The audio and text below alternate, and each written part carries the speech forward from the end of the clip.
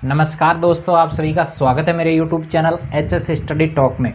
चलिए, अपना जो कक्षा 10 का सिलेबस चल रहा था, कक्षा 10 की अपनी जो पुस्तक थी क्षितिज भाग 2, उसमें अपन जो है काव्य खंड पढ़ रहे थे। काव्य खंड में भी अपना चल रहा था पहला और दूसरा पाठ। अपने 2 पाठ हो चुके थे, एक सूरदास वाला हो गया था, एक तुलसीदास वाला हो गया था। इसके बाद में अपने तीसरा जो पाठ आता है वो है कवि देव। तो देव कवि के बारे में आज अपन पढ़ने वाले हैं। पहले जो है हमेशा की तरह अपन जो है वो देव कवि का परिचय पढ़ेंगे। उसके बाद में अपन जो है यहाँ पर जो कवित्व और सवैये दिए गए हैं उनका परिचय पढ़ेंगे, और उसके बाद में जो है वो अपन एक एक पद को लेकर बात करने वाले हैं। तो बने रहिए मेरे साथ। चलिए शुरू करते हैं आज की ये क्लास। देखिए, सबसे पहली बात कि देव कवि का जन्म की बात करते हैं। तो देव कवि का जो जन्म है वो 1673 ईस्वी को, कब होता है भाई? 1673 ईस्वी को उत्तर प्रदेश के, कहाँ पे है भाई? उत्तर प्रदेश में है। जगह कौन सी है? इटावा शहर में हुआ था। याद रखना है, देव कवि का जन्म 1673 ईस्वी को उत्तर प्रदेश के इटावा शहर में हुआ। ठीक है, चलिए, इनका पूरा नाम जो था वो था देवदत्त द्विवेदी। इनका पूरा नाम क्या था भाई? देवदत्त द्विवेदी था। देव को उनके आश्रयदाताओं में सबसे अधिक संतोष जो था भाई, ये बहुत सारे आश्रयदाताओं के यहाँ रहे थे, लेकिन बहुत लंबे समय तक किसी आश्रयदाता के पास में ये नहीं रहे थे, किसी राजा के पास में ये नहीं रहे थे। तो देखें, सबसे अधिक जो संतोष और सम्मान है उनकी एक कविता के गुणग्राही, यानी गुणों को मानने वाला, गुणों को ग्रहण करने वाला आश्रयदाता कौन था? भोगीलाल से प्राप्त होता है। यानी भोगीलाल ही एक ऐसा था जिनके यहाँ इनको संतोष भी मिला और सम्मान भी मिला, और काफ़ी लंबे समय तक उनके यहाँ कविता का कार्य भी किया है।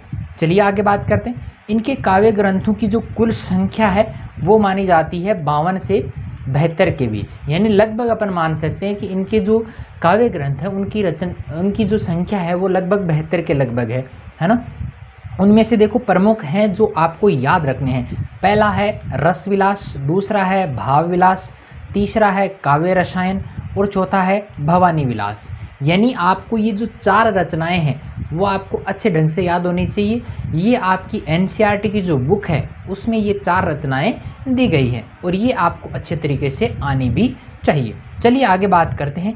इनका जो निधन है वो होता है 1767 ईस्वी को। 1673 ईस्वी को इनका जन्म होता है, और 1700 जो है 67 ईस्वी को इनकी मृत्यु हो जाती है। तो इतना आपको जन्म और मृत्यु के बारे में, जन्म कहाँ हुआ था, इसके अलावा इनकी प्रमुख रचनाएं कौन कौन सी हैं, किसके यहाँ सबसे ज़्यादा ये आश्रय में रहे, किसके आश्रय में सबसे ज़्यादा ये रहे हैं। ठीक है, ये इतनी बातें इनके जीवन काल के बारे में याद होनी चाहिए। इसके अलावा अगर बात करें, सबसे महत्वपूर्ण बात, इंपॉर्टेंट बात, वो है अपने रीतिकाल की, कि देव जो है वो रीतिकाल के प्रमुख कवि माने जाते हैं। रीतिकाल का जो समय है वो 1300 से 1700 के लगभग माना जाता है, और इस समय के सर्वश्रेष्ठ कवियों में जो रहे हैं वो कौन है?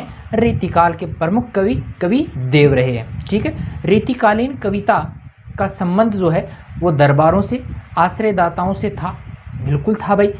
दरबारी कवि जो थे वो रीतिकाल के कवि ही थे लगभग। इसके अलावा ये राजाओं के आश्रय में रहे वो लगभग कवि हैं, वो भी कहाँ के हैं? रीतिकाल के कवि हैं। इसका कारण उनमें जो था वो दरबारी संस्कृति का चित्रण बहुत अधिक हुआ है। देखो, दरबारी कवि थे तो चित्रण भी सबसे ज़्यादा किसका करेंगे? कविताएं भी सबसे ज़्यादा किस पे लिखेंगे? दरबार पे ही लिखेंगे। दरबार की जो संस्कृति है उसी पे लिखेंगे। तो देव भी इससे अछूते नहीं थे, बिल्कुल रीतिकाल की जो काव्य परंपरा चल रही थी उसी के अनुसार जो है वो देव कवि भी थे। ठीक है, किंतु वे इस प्रभाव से जब जब भी मुक्त हुए, यानी इस दरबारी संस्कृति के प्रभाव से जब जब निकलने का उन्होंने प्रयास किया, उन्होंने प्रेम और सौंदर्य के सहज चित्र खींचे। यानी प्रेम को अपना मुख्य विषय बनाया, और इसके अलावा जो है सुंदरता को मुख्य विषय बनाया है। ठीक है, चलिए आगे देखें। आलंकारिकता यानी अलंकारों की प्रधानता और श्रृंगारिकता उनके काव्य की प्रमुख विशेषता है। और इनके ये जो काव्य की जो ये श्रृंगारिकता और अलंकारिकता प्रमुख जो विशेषता है वो यहाँ पर भी अपने जो कवित्व और जो सवैये दिए गए हैं यहाँ पर भी इसकी छटा अपने को देखने को मिलेगी। ठीक है, देखें, शब्दों की आवर्ती के जरिए, शब्दों का एक शब्द का एक से अधिक बार आना उसकी आवर्ती कहलाता है, के जरिए नया सौंदर्य पैदा करके उन्होंने ध्वनि चित्र प्रस्तुत कर दिया है। जैसे अपन बहुत बार किसी शब्द को जैसे जल्दी जल्दी, जैसे हमने कक्षा 12 में भी पढ़ा था, है ना। मैंने बताया था बच्चों को, 10 वालों के तो नहीं काम में आएगा, नहीं वो वहाँ तक पहुँचे हैं। जैसे दिन जल्दी जल्दी ढलता है, तो जहाँ पर भी एक शब्द 2 बार आए, जैसे कनक कनक ते शोगुनी, है ना, तो कनक कनक 2 बार आया तो उसमें एक ध्वनि चित्र उत्पन्न हो जाता है। तो वैसा काम भी किनकी कविताओं में है, कवि देव की कविताओं में। ठीक है, इतना मेरे ख्याल से आपके समझ में आया होगा। थोड़ा सा इनका परिचय और है, वो मैं और दे देता हूँ। तो चलिए देखिए अपना अगला जो है, यहाँ पर देखिए, यद्यपि वे स्वच्छंद स्वभाव के कारण, देखो कवि देव जो थे वो स्वच्छंद स्वभाव के थे, बिल्कुल आज़ाद रहने वाले थे, किसी के बंधे बंधाए नियमों पर चलने वाले नहीं थे, तो बहुत दिनों तक किसी राजा के आश्रय में नहीं रहे। ये मैंने बात आपको पहले ही बता दी कि लंबे समय तक जो है किसी एक राजा के सानिध्य में ये नहीं रहे हैं।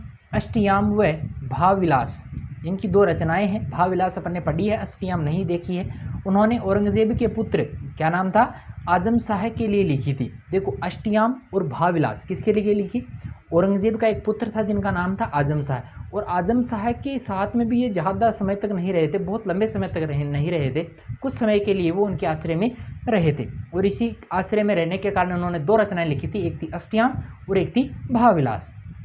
किंतु उनके आश्रय में रहना उन्होंने स्वीकार नहीं किया, बिल्कुल नहीं किया कभी उनके, क्योंकि वो स्वच्छंद स्वभाव के थे, किसी के अधीन रहकर वो काम नहीं कर सकते थे। उन्होंने भवानी दत्त वैसे के नाम पर भवानी विलास लिख दिया। देखो ये एक व्यक्ति है, इनके नाम पर इन्होंने रचना लिख डाली, वो क्या है, भवानी विलास है। अगला है कुशल सिंह के लिए कुशल विलास लिखा, राजा भोगीलाल के लिए रस विलास लिख दिया, और सुजान सिंह के लिए सुजान विनोद की रचना कर दी। प्रेमचंद्रिका की रचना जो है राजा उद्योत के लिए कर दी, और जाति विलास अपने भ्रमण पर आधारित एक पुस्तक मानी जाती है। और कुछ जो पुस्तकें हैं उनकी वो वैराग्य पर भी आधारित है, उनकी चर्चा अपन यहाँ पर नहीं करने वाले, वो बहुत हाई लेवल की बात अपने हो जाएगी। तो यहाँ पर कुछ मैंने बातें बताई हैं। 10th स्टैंडर्ड तक अगर बात करें तो इनका ज़्यादा महत्व नहीं रहता है। अपन ने जो पहला पेज पढ़ा था वेरी मोस्ट इंपॉर्टेंट वही पेज रहने वाला है, ये ज़्यादा इंपॉर्टेंट नहीं है, सिर्फ 2-4 ऊपर वाली लाइनें आपको इसमें याद रखनी है। चलिए यहाँ तक मेरे ख्याल से समझ में आया होगा। अपना जो कवि परिचय है वो यहाँ तक पूरा हो जाता है। इसके बाद में अपन जो है वो देखने वाले हैं कवित सवैयों का परिचय। देखो कवित और सवैये ये जो है वो एक छंद का रूप है। कवित छंद होते हैं, सवैये छंद होते हैं, स्वतंत्र जो छंद हैं जिनको अपन मुक्त छंद कह सकते हैं, वो इनकी श्रेणी में आते हैं। ठीक है, तो यहाँ पर अपन बात करेंगे अपने यहाँ जो कुछ कवित और सवैये दिए गए हैं, जो छंद दिए गए हैं, उन्हीं का परिचय अपन यहाँ पर करने वाले हैं कि पहले में क्या दिया गया है, दूसरे में क्या दिया गया है। ठीक है, चलिए एक एक की बात करते हैं। यहाँ संकलित कवित सवैयों में पहला जो कवित सवैया है, कवित और जो सवैये हैं यानी 2 अलग अलग हैं, ये एक नहीं है। मैं एक और जहाँ रूप सौंदर्य का अलंकारिक चित्रण किया है, अलंकारों को काम में लेते हुए रूप सौंदर्य का वर्णन यहाँ पर किया गया है।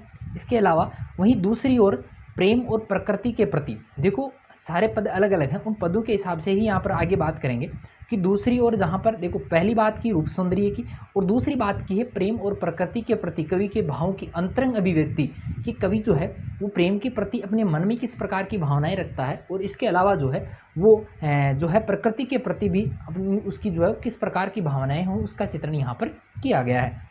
पहले बात करते हैं, पहले आएगा अपने नंबर 1 पे आएगा अपने सवैया। तो सवैया में जो है वो कृष्ण के राजसी रूप सौंदर्य, देखो पहले ही अपनी बात हो गई कि रीतिकाल के जो कवि हैं वो दरबारी संस्कृति का वर्णन ज़्यादा करते हैं, ये बात अपनी हो चुकी है। तो यहाँ पर भी देखो पहला जो सवैया देव कवि ने लिखा है उसमें देखो कृष्ण के राजसी रूप सौंदर्य का वर्णन किया गया है, यानी कृष्ण का जो राजा के रूप में जो सौंदर्य है उसका वर्णन वहाँ पर किया गया है, जिसमें उस युग का सामंती वैभव झलकता है कि उस समय जो थे वो सामंत किस प्रकार साज सज्जा में रहते थे, किस प्रकार धन संपदा की अधिकता के कारण उनका जो है वो वेशभूषा थी, उसका वर्णन यहाँ पर मिलता है।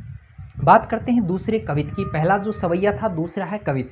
तो कवित में बसंत ऋतु की बात की गई है। बसंत ऋतु को बालक के रूप में दिखाकर, बसंत ऋतु को किसके समान बताया है, बालक के समान, प्रकृति के साथ एक रागात्मक संबंध की अभिव्यक्ति की है।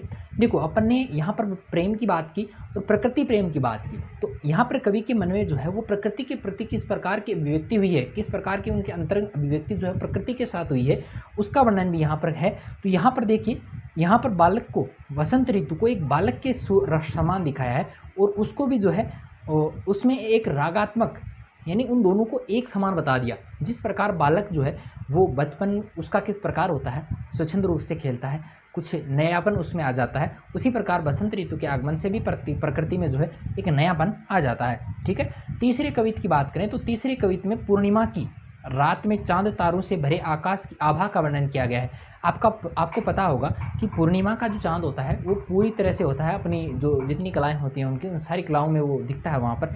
ठीक है, तो पूर्णिमा की रात जो होती है उसमें चांद तारों से भरा जो आकाश है उस कि वो किस प्रकार नज़र आता है, किस प्रकार वो दिखता है, यानी वो झाग वगैरह उसमें वो सफ़ेद दूध के समान वो दिखता है ना, तो उसका वहाँ पर वर्णन किया गया है। चांदनी रात की कांति यानी शोभा को दर्शाने के लिए देवदूत में फैन जैसे पारदर्शी बिंब, पारदर्शी यानी जिसके आर पार देखा जा सके, ऐसे बिंबों का, बिंब होते हैं चित्र, बिंब क्या होते हैं, चित्र होते हैं, तो बिंब काम में लेते हैं जो उनकी काव्य कुशलता का परिचायक माना जाता है।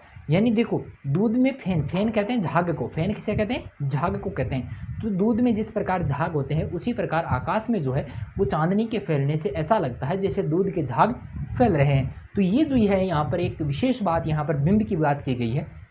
इस बिंब में जो है वो कवि की जो काव्य कुशलता है उसका दर्शन यहाँ पर होता है। तो मेरे ख्याल से आपको ये जो कवि देव का जो परिचय है और इसके अलावा अपने जो तीन, एक सवैया आएगा और दो कविता आएंगे, इनका जो परिचय है वो भी मेरे ख्याल से समझ में आएगा। फिर भी अपन जब एक एक इसका अध्ययन करेंगे, कविता है, सवैये हैं, उनको एक एक जब पढ़ेंगे तो पहले उनके परिचय के दर्शन करेंगे, उसके बाद में जो है वो उसका भी अपन विस्तार पूर्वक जो है उसका अर्थ निकालने का प्रयास करेंगे। ठीक है, तो ये मेरे ख्याल से आपके जो है ये जो परिचय आया आपने, चाहे पाठ परिचय हो चाहे कवि परिचय हो, ये दोनों चीज़ें आपके समझ में आई होगी। फिर भी आपको कहीं ऐसा लगता है कि इसमें एक दो लाइनें और होनी चाहिए थी या एक दो बातें, देखो जितनी अपने 10th स्टैंडर्ड तक थी वो मैंने आपको पर्याप्त उतना आपको बता दिया है, फिर भी आपको लगता है कि कहीं कुछ और भी ज़्यादा बताना चाहिए था, तो वो आप मुझे कमेंट करके पूछ सकते हैं कि यहाँ पर जो है इसमें ऐसा होना चाहिए था या यहाँ पर एक दो लाइनें अपने और होनी चाहिए थी। ठीक है, तो फिर भी आपकी कोई समस्या है तो आप कमेंट करें। अगर वीडियो पसंद आए तो लाइक करें, अपने दोस्तों के साथ शेयर करें, और अभी तक अगर आपने मेरे यूट्यूब चैनल को सब्सक्राइब नहीं किया है तो इसे जल्द से जल्द सब्सक्राइब करें। तो आज के लिए इतना ही, थैंक यू।